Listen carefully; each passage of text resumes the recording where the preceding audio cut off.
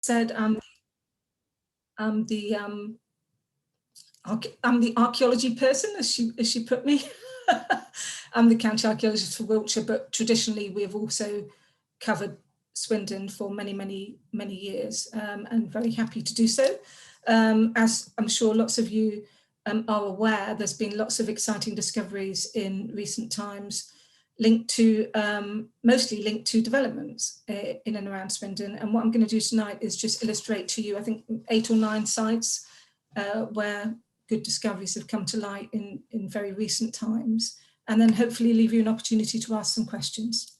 So this first slide actually shows an image looking towards Swindon Hospital from the top of the hill, which is just south of the M4, during the Thames Water pipeline excavation about 5 years ago. So I just wanted to illustrate, I like to start my talks with some maps just to show you how much archaeology we're talking about in general. This is a map from our historic environment records, and it shows you the 1800 archaeological sites that we know about from Swindon.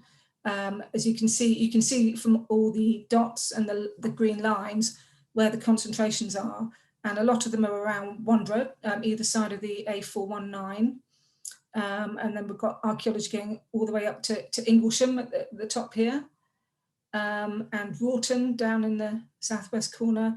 But you can see the amount of archaeology there are in Swindon. You know, a lot of it's centred around the town itself, but particularly to the southeast, there's an awful lot of archaeology, the M4 corridor.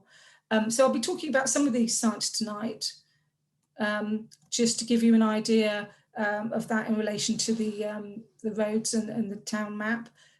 This map actually shows you where the scheduled monuments are. So 1,800 known archaeological sites in Swindon Borough altogether, but 52 of those sites are scheduled ancient monuments, which means they fall into the best 10% of preserved archaeology in the country. You'll see it's the red blob, so at the moment I'm just showing my arrow around some of the best of your scheduled monuments. Barbary Castle, off the Ridgeway, Liddington Castle, up to Blunsdon, Highworth, where there are concentrations of scheduled monuments. And this shows you the concentration of Roman archaeology with all the green dots here. Up here we've got, of course, the Groundwell Ridge Roman Shrine, if you want to call it that. And here, of course, the Wanborough Roman town, which I am going to talk about tonight. So actually we'll start with the Roman town, and as those of you might know, the Roman town at Wanborough, it is at the confluence of two roads, the modern A419 and the modern Wanborough Road, but of course Wanborough Road runs along the Roman road of Ermine Street, and it met with another Roman road coming up from the south, which is now under the 419. Illustrated at the moment is the extent of the scheduled monument of the Roman town. You can see it's a kind of a strange shape either side of the 419 and Wanborough Road, but that's not actually a true reflection of the extent of the Roman town. And I'm going to talk a little bit more about that in a minute. This is an illustration from about 20 years ago that helps us in our understanding of the true extent of the Roman town. And the excavations originally by Colt Hall, and then the secondary excavations at the end of the 60s, and then further work, more work has been done since then. And this is what it may have looked like. The blue is the public buildings, what we think is the extent of the public buildings, and the pink is the kind of extended roadside settlement. But we now know it goes further down than this, and I'll illustrate that in a minute. So you can see it's quite extensive, but it's a town that's poorly preserved on the whole, and quite difficult to understand because of the modern development, the roads and the housing that has been built up around it. And this Roman town is under threat, and we've been doing our very best over the last few years to protect it as best we can from the modern development that's going on there. And this is an illustration by Bernie Phillips and Bryn Waters, just illustrating some of the key significant features of the Roman town. that are either side of the Womber Road, and Mancio, for example, which is a roadside, almost like a motel, a bathhouse, possibly a market hall, masonry buildings, cemeteries. So this is what it could have looked like when it was laid out. So a very significant Roman town, which we are struggling these days to preserve and understand. So what I'm going to concentrate on a little bit is this area here, a triangular area that has been the focus of attention very recently because there's a housing scheme, the Foxbridge development, Foxbridge North and South, which I'm sure some of you have heard about, and there's been quite extensive archaeological investigations related to that development. One of the things I should mention is that 3 years ago we had new geophysics commissioned, geophysical survey commissioned in the southeast part of the Roman town to try and find out its full extent. And this is the grayscale of the geophysics, and we can see these Roman enclosures are extended to the southeast of the currently, this is the scheduled area here in the pink, but we didn't know about these areas here before until we did the geophysics about 5 years ago. And we now know that the town extended quite a long way further southeast than we originally thought. And this is an illustration, an interpretation of the geophysics results. As you can see, the purple areas are the ditches and the red areas probably illustrate negative features and structural remains. So, you know, modern techniques have really helped us in archaeology to understand what's underneath the ground that we didn't know about before from aerial photography or from prior excavations. We do know a lot more about the Roman town than we did 5 years ago. So I'll take you now to talk about this particular development area, Foxbridge North, and this area here, which is part of the scheduled monument. So over the last 3 years, we've had different archaeologists doing archaeological trenches to try and understand the full extent of the Roman remains and to try and design the development so that it has least impact on the Roman remains. And I'm just going to talk about some things that were found up here. So right here at the north of what we call Wick Lane, there's been some archaeological work done here. And we found some very exciting things, like these things, skeletons. So I'll just flip back the slide to show you the skeletons were found here in a line right up against the A419. And we think there was a small Roman cemetery up here that we didn't know about before, but we've excavated some of those remains and we've left others there because they're not going to be affected by the development. But over here, right next to Ermine Street, we've also found some remains. We've found what we think is the edge of a roadside ditch, which had been up against the Roman road. And you can see these are only evaluation trenches, so they're kind of narrow trenches dug with a machine. This is not open area excavation. This is fairly small scale work, but we've found a lot in these handful of trenches. We've also found masonry buildings in the middle of the site. So let me just go back. So right here in the middle of the site, one of the reasons we did this work is that we thought a lot of this area would have been disturbed because there was an old farm here. But in fact, there is good archaeology preserved underneath the tarmac, as illustrated by these walls. So we've got the walls of a building that had at least 2 rooms in it. So this was all found the summer before last, and it means that this particular area is very significant and it should remain scheduled and it won't be built on. So that's one good thing that's come out of this bit of work, is that we know that we're not going to allow building on this because it's in the scheduled area and there's significant remains there. So I'll leave the Roman town alone for now and go on to talk about some other sites. So just north of the Roman town, along the A420, there's been some archaeological work going on opposite the police station and on to the south of the A420. You'll know that the canal runs through this area here. And we were aware already that there was a Roman farmstead here, illustrated on the left with the green squiggly lines. This is the results of geophysics that was done about 30 years ago. So we knew that there are archaeological remains there, but we asked for the whole site to be looked at again. We had more geophysics done, and this area here, the red and the orange squiggles indicate the features that came out of the geophysics, confirming that there were structures and buildings and enclosures belonging to a Roman farmstead in the middle of the site. My immediate reaction to that was, well, we need to preserve this area from development, which has happened, thankfully. So what we've done is concentrated on the rest of the site to see if there was any other significant archaeology. We asked the developer to do over 200 trenches in the development area altogether. You can see them illustrated on the left, and that work was done by TVAS, Thames Valley Archaeology Service.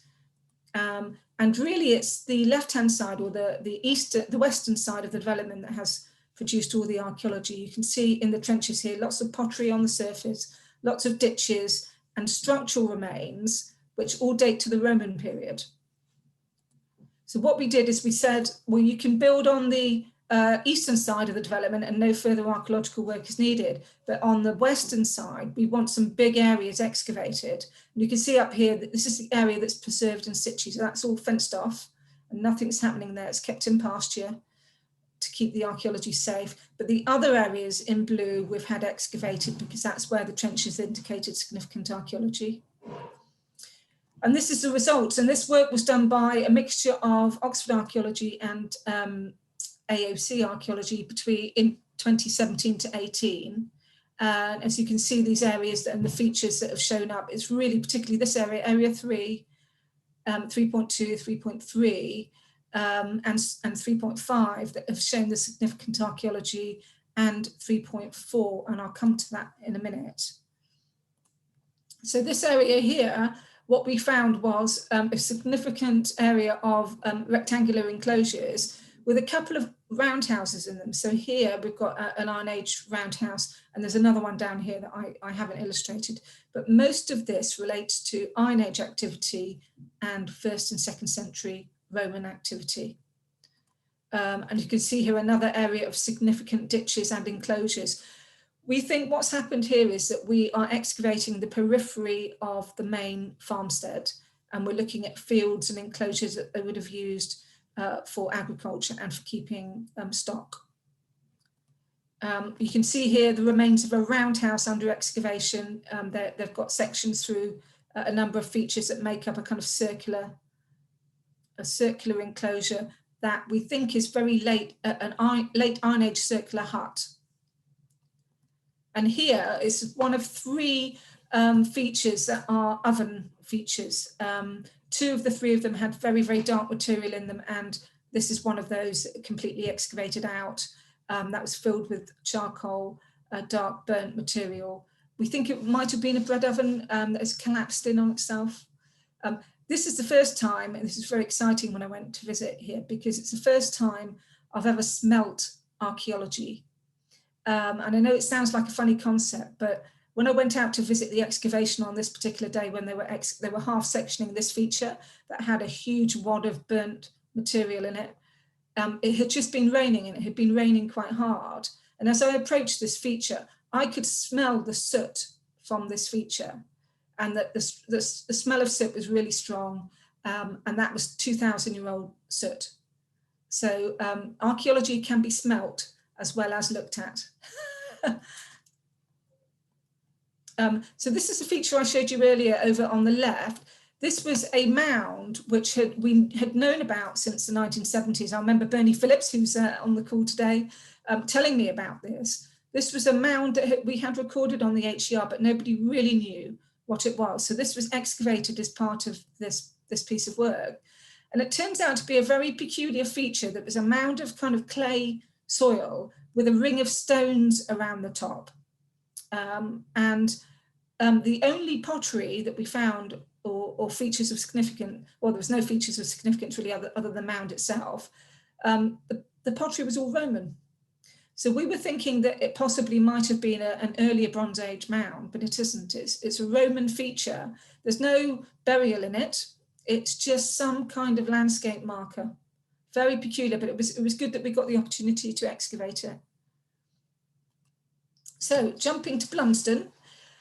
In Blunsdon, there's been, as you might know, there's been quite a lot of development, and there's been archaeological excavations ahead and investigations ahead of most of that development. So this site here, which is known as, well, I know it is east of Sam's Lane. And there's been 2 phases of investigation here. Phase 1, which is in the north of the site, and phase 2 in the south. Phase 2, actually, we didn't get any archaeological findings at all, sadly, but in the north we have. And this is a result of the geophysics from the north. It's quite noisy on the geophysics, but actually when we put trenches in, we realised that a lot of that geophysics noise is actually geological. So what we found in the trenches doesn't really tally with what's in the geophysics. But you'll see in the trenching that we've got a little area of interest here right in the middle of the site. So this trench 8 picked up cremated bone and a little bit of Roman pot. So we extended out the initial trenches to see what was there, and we picked up 18 cremations from the Roman period. There was nothing else of significance in this area, just a little bit of high ground in the middle of the field with Roman cremations. So we did some further work, and we spotted these 18. And then as a result of the work, we conditioned an excavation of the middle of that field. And this is a result of the excavation. We got 32 burials altogether, mostly Roman cremations. Some had pots in them like this. Others were just a pile of cremated bone in a little pit on its own. And this is another one with a pot, with a kind of strange feature that looks like a grave, but actually isn't a grave. So 32 altogether Roman cremations in little scoops in the ground.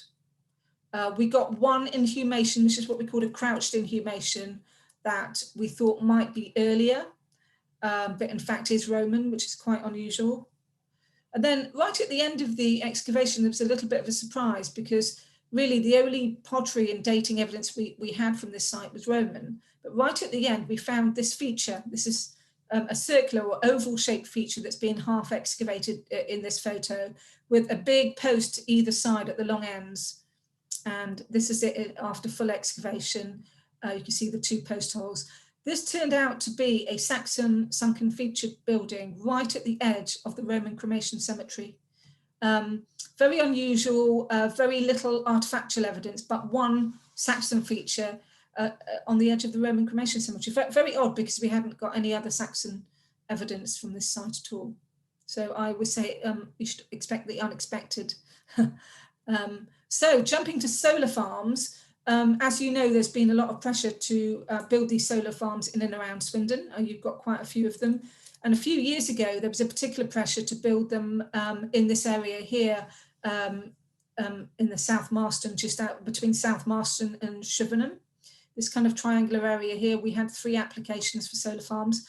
And it did give us an opportunity to have widespread geophysics done. And that has told us a lot about the archaeology of this area that we didn't know before. And this is just one example at South Marston Farm of some enclosures that have come to light as a result of widespread geophysics. See here, we've got a group of 5, or let me go back, a group of 5 enclosures with small little huts with internal features. Inside of them, these circular huts with internal features, double ditched enclosures. These are all farmsteads belonging to the late Iron Age and early Roman period that we didn't know before, and it's doing this large scale geophysics over large landscapes is telling us a lot about this landscape. And here's another area here at Rove's Farm, where we've got the similar pattern here of the enclosures coming down here, a little bit of field systems, but again, round enclosures, which are habitations, little round houses within enclosures.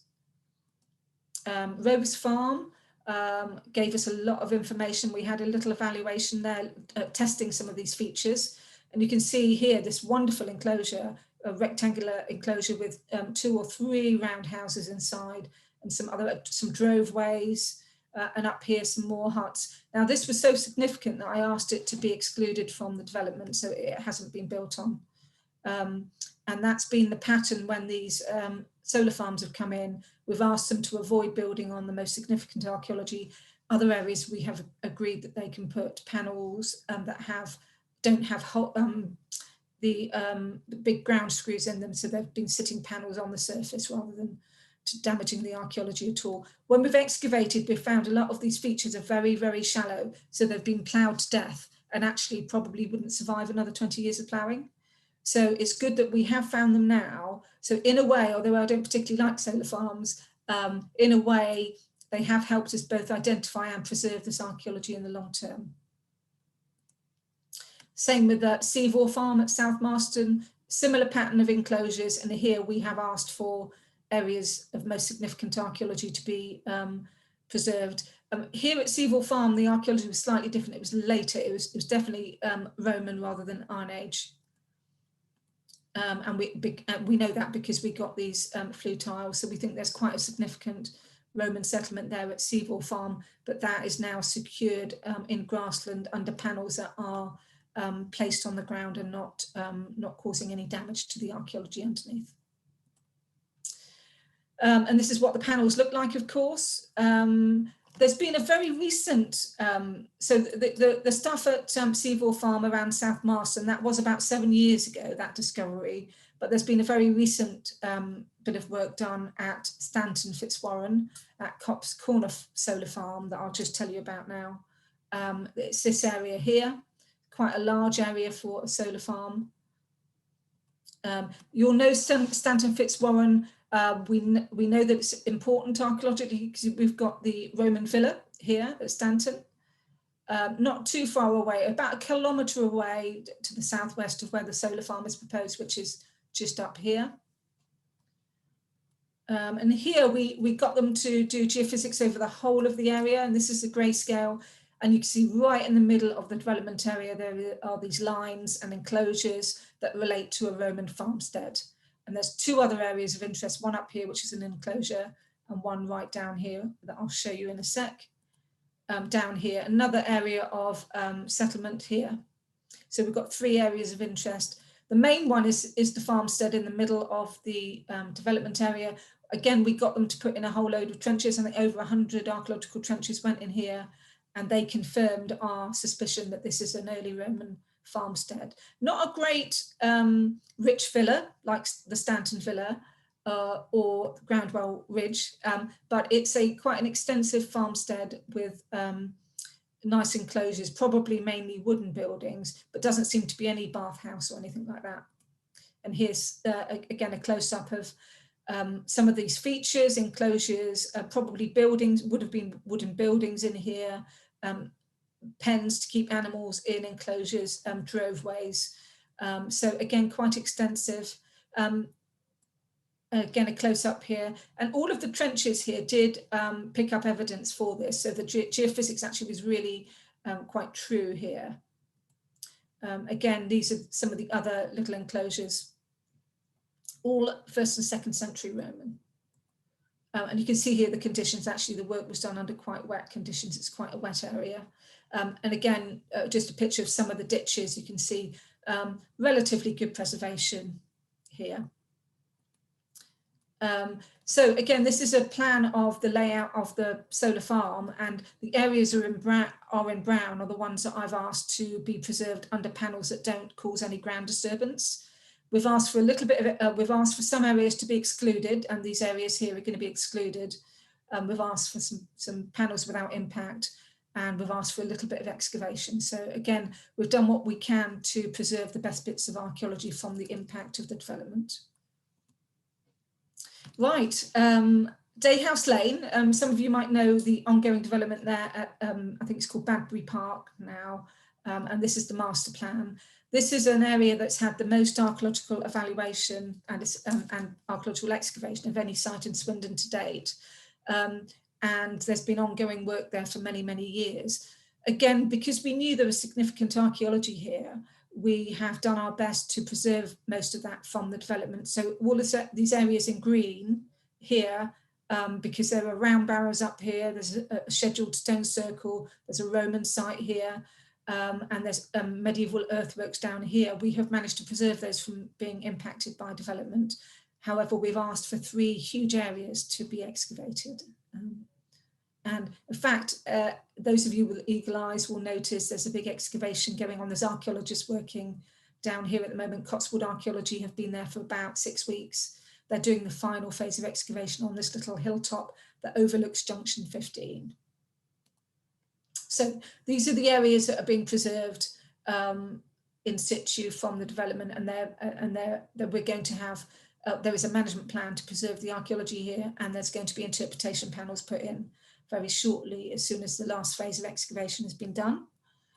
The areas in purple are the areas that have been excavated, and sites 1 and 2 are the ones that are being done at the moment. And I'll just talk you through some of the findings. So I'll talk about these areas here: site 15, 7, 8 and 9, and site 5 and 6. So I just want to introduce you to the Roman site. So this was found several years ago now with geophysics. Again, you can see the telltale pattern of enclosures and some buildings in here. And this is where the new school site has gone in at Badbury Park primary school. And all the archaeology has been preserved here under pasture, so that's all safe.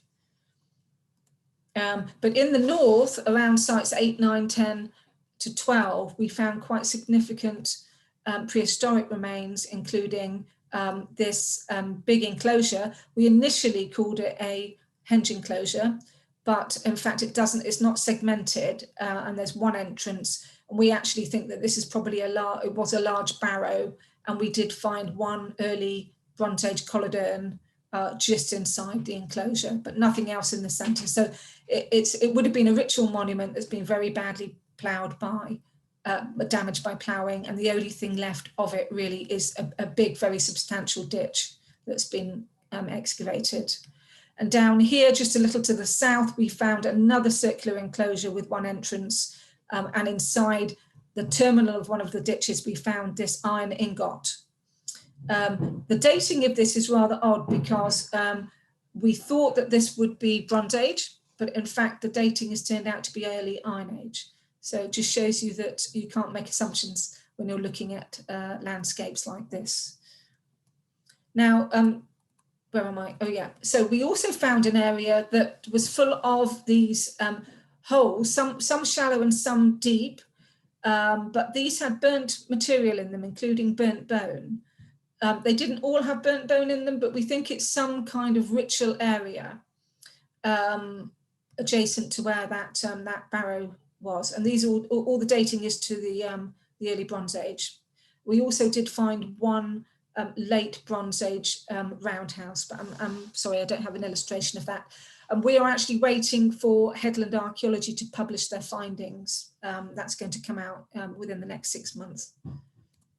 So moving a little bit south, where what we call the hospital expansion area, there's a long narrow area that was excavated here, and we found everything from medieval ridge and furrow, medieval remains, to prehistoric down the bottom end here, but it's really this top end that proved to be extraordinary. So throughout the early days of investigation here, we wondered about some earthworks at the top here, and we thought that they just related to medieval cultivation, so ridge and furrow headlands from ridge and furrow ploughing in medieval times. And it wasn't until we started excavating that we found buried walls that we didn't know were there, and including a huge building like this. So this dates to the Saxo-Norman period, so 11th to 14th century. And we think this is the original farm that was earlier than the Badbury Rick farm that stands there today. And it's extraordinary that whole buildings like this can survive without us having known about them. You can see here, that's about a metre tall. So we managed to completely excavate and record these buildings, but it was quite extraordinary that we didn't know that they were there until we started stripping down with machines.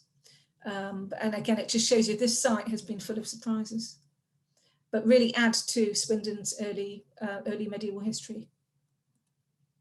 So back to Roman times, and I'm going to just talk a little bit about some work that was done in 2014 by Cotswold Archaeology at the site of the former Headland School, which is right in the middle of Stratton. So some of you might know that. Some of you might even have been to school there. I know one person that went to school there.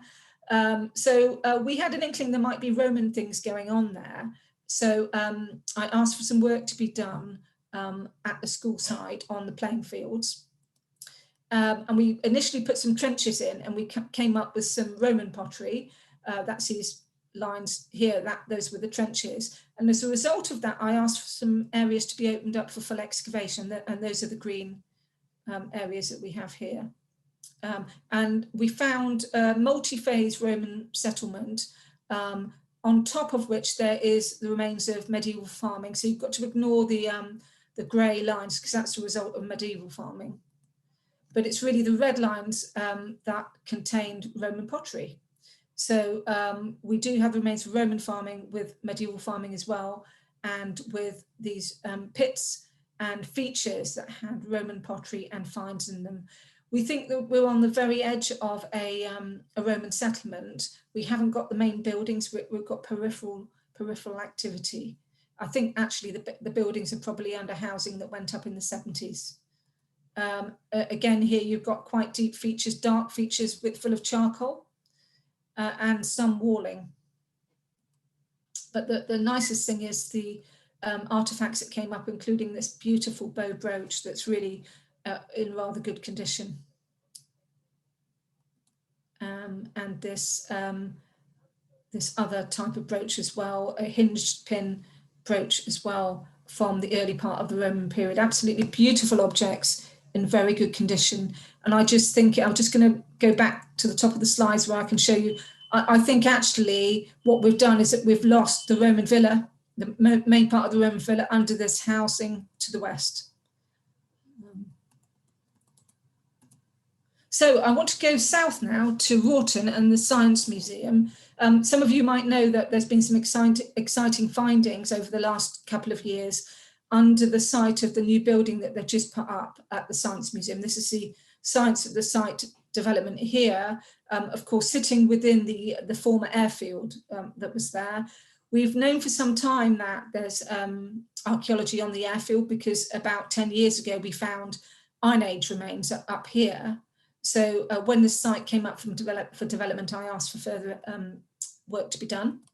And we wanted to look exactly at the footprint of the new building and a bit beyond. So we looked at this area here. These are the existing hangars. And we stripped this area open, and we found a mass of archaeology dating to several different periods. We've got Iron Age, probably Iron Age is the oldest actually. Definitely got a lot of Iron Age, some Bronze Age down here. We've got some Roman, and we've got some World War II features. So these little grey features here are military features dating to the airfield's use during World War II by American soldiers. And these are little gun placements. So you've got a whole host going on, but the exciting things here are double pit alignments. Well, this is a triple pit alignment. This is a double pit alignment, all going towards Barbary Castle.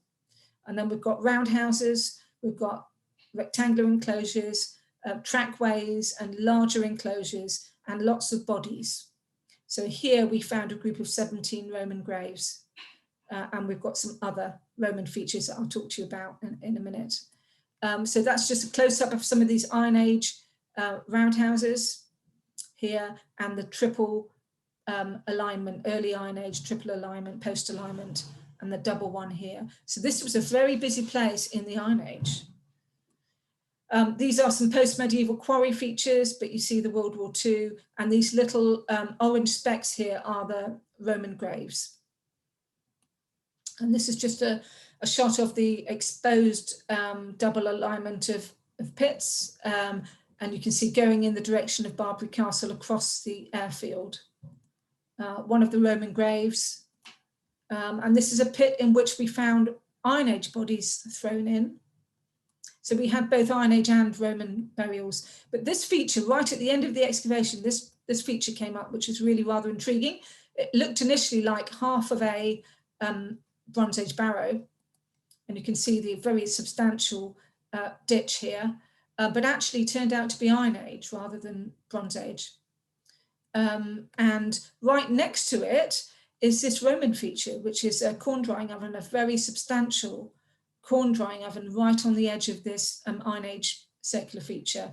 So we think, because we've got this Roman feature and the 17 graves, we think we're on the edge of a very substantial Roman settlement.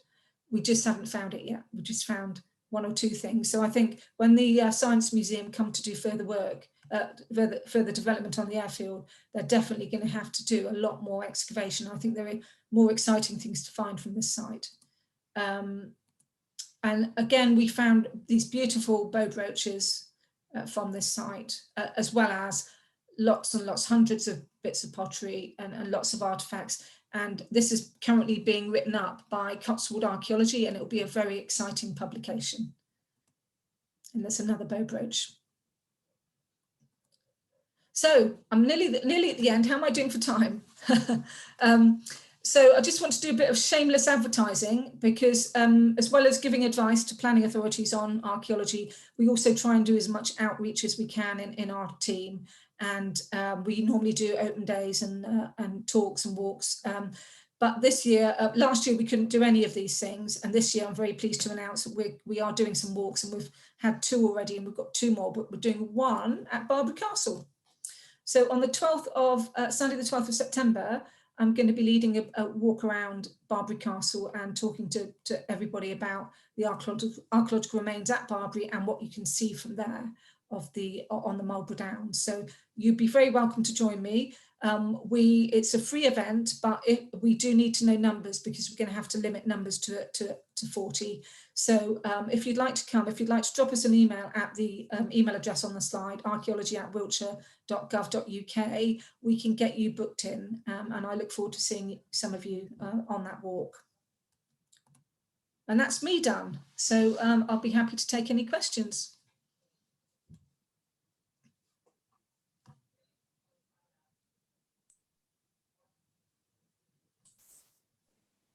Well, thank you very much, Melanie. That's a fascinating run through of things. So lots and lots of sites around here. It's just, can I ask the first question? Where are the badges and things now? Not the badges, you know, the brooches.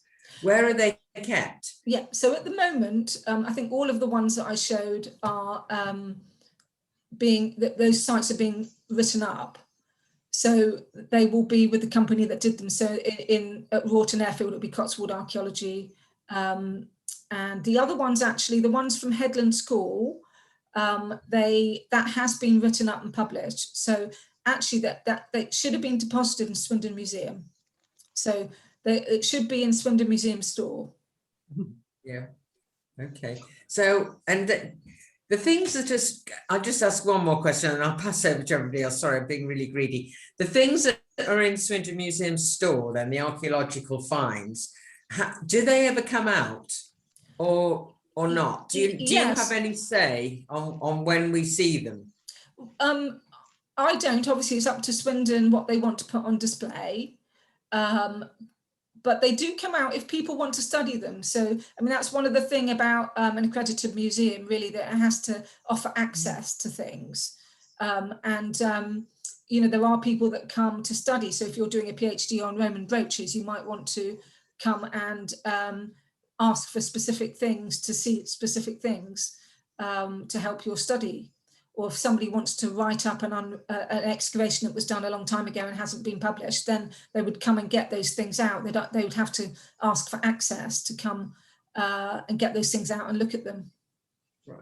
So how would you know that the brooches are there, or how would you know what is in the archaeology store? Is there a way of accessing? Yeah, they have a catalogue of what's in there, so it all gets accessioned, and there's a catalogue of what's in there.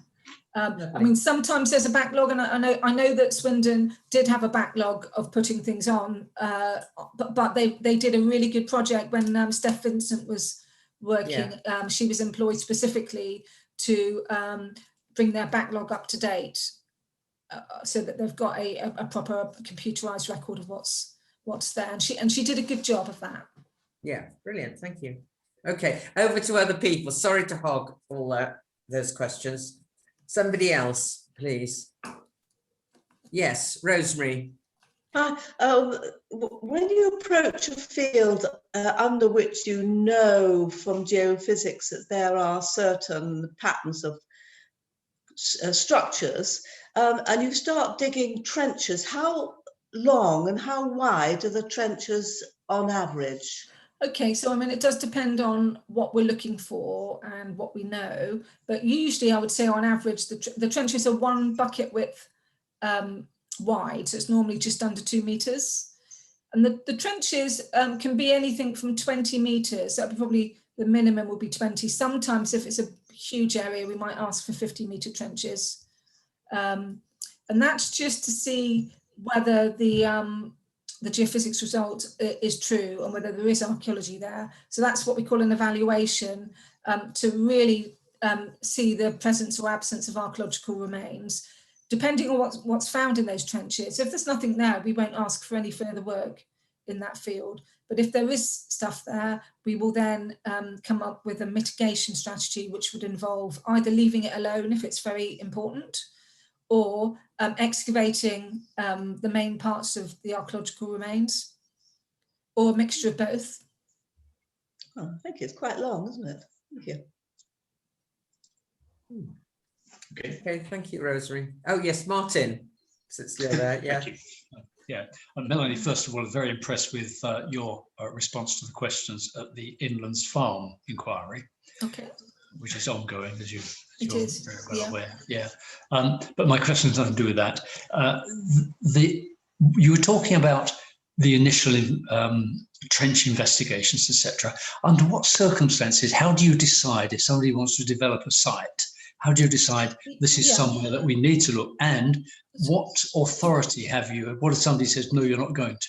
So that is actually a really good question, Martin. So how we decide is based on evidence in the first instance, and then secondly, I guess some professional gut feeling or professional knowledge. So our starting point is always the historic environment record, the HER, which contains it's a database linked to mapping of all known archaeological sites. And I think I showed you that map I showed you to begin with, where it showed you the 1800 known sites in Swindon. So that would be my first port of call. And then I would start looking at aerial photos.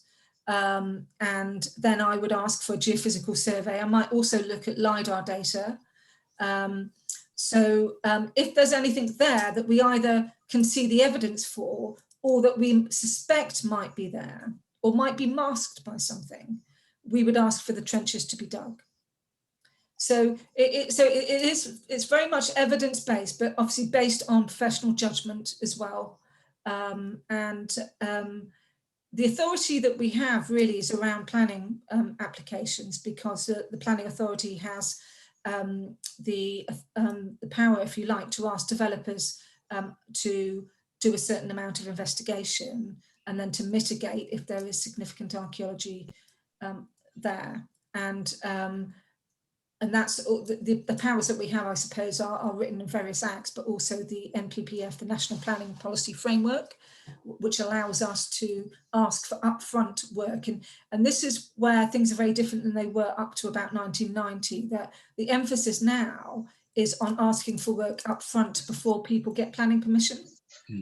Whereas before it was very much a rescue situation, because excavations got done once they got permission, or there was a rescue excavation once work had started and remains came to light. But we're in a much stronger position now to ask for work. And in the case of nationally significant archaeology coming to light, we can say no to the development, which is what I've done in a couple of cases that I've illustrated tonight. Thank you. Very clear. Great, thank you. Anyone else? I can't see hands up because there are two screens. So if you unmute and then start asking, then we'll just hope not everybody does it at once. Martin, do you want to say something? The other Martin? Yes, yeah. I've got more comments than questions, but several years ago, I heard about the development that was about to happen in somewhere vaguely in the Coveringham area. I don't know exactly where, but apparently the workmen uncovered the base of a massive Roman arch. But then they told their bosses, and the bosses said, "Oh, ignore it, carry on." And so it would be covered by, quotes, modern housing. I wondered if LiDAR might be able to spot that sort of thing. Not if it's under housing. If it's under garden, maybe. But I don't know whether Bernie is on the line tonight. Bernie Phillips. I don't know whether you'd heard about that, Bernie. No. Okay. I hadn't heard about that before. I'd be very keen on learning if anybody's got any further information. If anybody else has heard that rumour or knows exactly where it was found, I'd be very pleased to hear that. I would assume that the workmen who were working on that at the time would still be around, but quite how you would contact them, I don't know. No, I mean, without further information, I couldn't do anything about that. Can I just put in a quick plug for a very good book that Bernard's just published about 50 years of archaeological digs in this area, which is a brilliant book. And it is, yeah. I would endorse that. It's very good. Amazing finds that they've uncovered. Yeah. Okay, thanks. Okay, I'll look that up. Thank you, Martin. Okay, anybody else? I thought I was taking up time, but people are being quiet about this. Linda? Yes. We've submitted a couple of questions via the chat function. I don't know. Okay, right. Let's have a look at the chat function. Oh, right. Well, I can't see anything apart from two things. Would you like to actually ask your questions? Could you explain a bit more about what the double and triple alignment is and what its significance is, please? Yes, I knew somebody was going to ask that. To a certain extent, your guess is as good as mine. These pit alignments are fairly common throughout, really, prehistory. The ones at Wroughton Airfield are probably early Iron Age, I think. They could be all kinds of things. They could be, I mean, it's always exciting, and prehistorians would always tell you if they don't understand what something is, it must be a ritual. It must be ritual activity. But I think they're more prosaic than that. I think they're probably fence lines. And I think that, you know, what we've got at Wroughton is so exciting. I can't wait for the Science Museum to tell me they're going to build another building. I'm going to get them to do some more work. But I think we've got a lot more to discover there. But the annoying thing is that we've only caught the corner of them going across our excavation area, and I think they go across the whole landscape. And I think they're probably fence lines representing droveways for animals. And I think it's no coincidence that they're pointing towards Barbary Castle. And we know in prehistory there was a lot of kind of transhumans, people moving their crops around. Not crops, people moving their animals around the landscape from highland to lowland during different times of the year, and I'm pretty sure it's something to do with that. Thank you. My question was all the fantastic stuff that you've found under Swindon. Is that average for a town of its size, or not? I would say Swindon's probably got a lot more archaeology than most towns. And I think some of that is to do with its geographical location. Obviously the Roman stuff, it's to do with its proximity to Cirencester. The prehistoric stuff is to do with its proximity to the Downs, the Marlborough Downs and Avebury, and the concentration of prehistoric monument building in those areas. And the fantastic agricultural land. We know that it was a breadbasket of England, all the way through from the Neolithic times. So I would hedge my bet on it being more than average archaeology in and around Swindon, but I actually don't know how I would answer that question. I don't know whether anybody else has got knowledge of a similar sized town to be able to answer that any better than I have. Thank you. Melanie, could I ask, you say that the Science Museum site at Rawton, you're very excited about it. Do you have to wait until they want to apply to build a building? Can you not say this could be very interesting, we'd like to excavate it now? We could. I think they'd be a little bit reluctant at the moment because of the amount of money they had to spend on archaeology on that particular building. They are very aware now of the archaeological potential there, but it might be, I mean, I am going to try and persuade them that it would be in their interests to do the work early, because then they'll know which areas to avoid. The difficulty is that we didn't get very good geophysics results from that site. So most of our evidence that told us that there was archaeological potential that actually came from the trenching rather than the geophysics. And that's because of the landscaping that's gone on in the area of the airfield over the years. That's kind of, soil has been redeposited around the area, and that has kind of confused the geophysics results. So I think, geophysics won't help us much. I think doing more trenching would help us. But I think the Science Museum would be keen to do that. Maybe not quite yet, but they know they're going to have to in advance of doing any further development. Mm-hmm. I want to find the big Roman, the Roman villa that's there. I'm pretty sure there is one. Mm-hmm. Thank you. Wow. Okay. Thank you. Any more for any more?